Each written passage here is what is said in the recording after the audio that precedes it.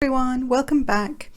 I've got another quick card for you, and I'm using the Harlequin embossing folder on some pattern paper, which I just thought was a cool look. And I know it makes your eyes look a bit psychedelic, but it'll sort itself out in a minute. Or we'll sort that out.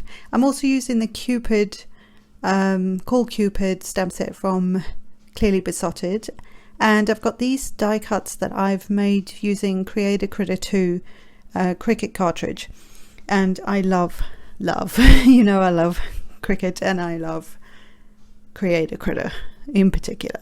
So I'm going to take some black soot distress oxide ink, and I'm going to go over the top of the dry embossed background. And this is because I needed something to highlight it so that it would sort of like, well, highlighted it and brought it to the forefront, because when you don't have that, like you saw, it's quite hard to see that this, even though you can feel the texture, you can't really see it. And like I say, it was actually making my eyes go a bit funny. So I thought this was quite cool. It's probably been done out there a million times, but for me, I don't think I've ever done it like that. So remember to do that on things like, I've done it on plain cardstock, but not on a pattern paper, I don't think. So, you know, don't quote me on that, because I probably have forgotten about that if I have done it. And then because I've started inking the edges of everything, I decided I would ink the edge of everything, because I just feel like when you do that, if you want to ink the edges of one part of or one element on your card, it's a good idea to do that on all of it, because I feel like it just makes it more cohesive, and it just brings everything together, I think. So this tiny little heart here, and there's a clever little thing that I thought it was clever on my part, that I have done with that little heart with the arrow through it. In hindsight as well, I thought if I'd knew that I was going to ink the edges, obviously if you're not making videos and you're not trying to, you know, prepare things for videos and that sort of thing, you could probably think ahead and just, you know, as you're putting something together, if you know you're going to ink it, then just ink it there and then. But because I didn't know that, I kind of inked like this with all of my projects for this Valentine series, because that's just where I was. Otherwise I would ink each individual piece and then stick them together, and I think that's also a really cool look to have. So once I've done that, because obviously there's some really tiny little pieces, I'm going to take the stamp set, and there's only a couple of stamps that I'm going to use from the set. One is the tiny little Be Mine, and the other one is the Be My Valentine. And this teeny tiny little one, and this is where this is a great stamp set, because it's got tiny little images. I'm actually going to use that on the ribbon of the heart with some archival can't talk, black ink.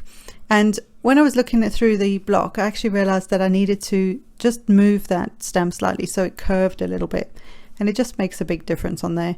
It's not totally central, but it's fine. It works. And then the Be Mine I decided to stamp on this little piece here. Both this little piece with the gold flecks in it and the pink spotted background papers were both from a Stampin' Up! Old School designer series paper pack.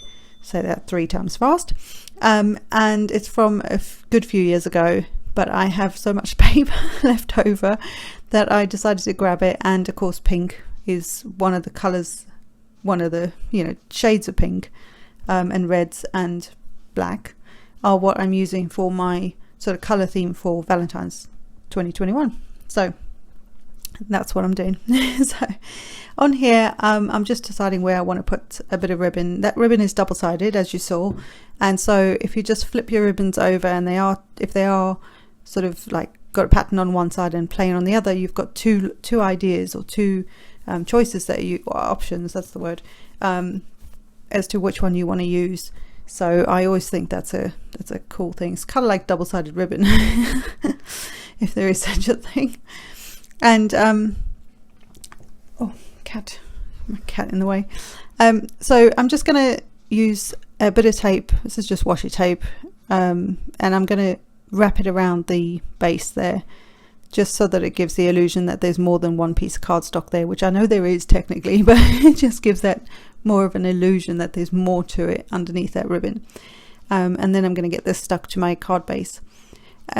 The other images that are, if you look in the cartridges of like the Creative Critters and the those sort of cartridges, they often have, or some of them have, like what they call icons or accessories to those main images. So this little guy has a lily pad, and there's some, I want to say cattail, not cattail, is it cattail?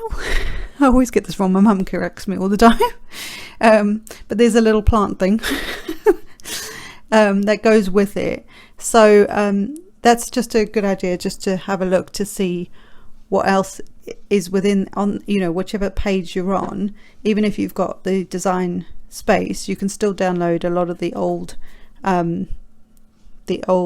handbooks, and that's handy if you want to just have a look at what elements go together. So this little cattail thing, whatever it's called, I've decided I'm going to pop it just behind the lily pad. I just thought it's just something in the background. It's not really a scene card, but it's just a little element in the background that sort of goes with the little frog. And I love the frogs on Creative Critter. There's a few of them, and I love them. They're so cute. And he comes with that little, his belly is that little heart, so that's part of him and the crown. So that on the Creative Critter 2, they're more seasonal kinds of images, so it's great for things like this because they are meant for certain times of the year. So there's some graduation stuff, there's some 4th of July, Halloween, Christmas, you know, all that sort of thing, and they're all in there in their little, all the different little critters. It's very cute. And so I'm just getting some foam tape on this because I thought I wanted to pop him up a bit. And you'll see what I'm going to do with that little heart with the arrows in it in a second. And I thought this was clever on my part. I know I always say things like that, but I'm sure someone else has already done this. There must be someone out there who's done this. But I thought this was quite cute. And so basically I'm going to now take the heart with the little arrows in, which I just resized. And I'm going to pop that on his belly as if he's holding that. That's the idea. So I popped that up as well. So it's quite dimensional, this card, but it's not overly dimensional. So it's not going to not fit into a standard envelope. It should fit fine. And that's pretty much him. So I had also pre putting this together, I added some Nouveau White Blizzard to his cheeks. So I hope you've enjoyed this, and I will see you in the next one, guys. Bye.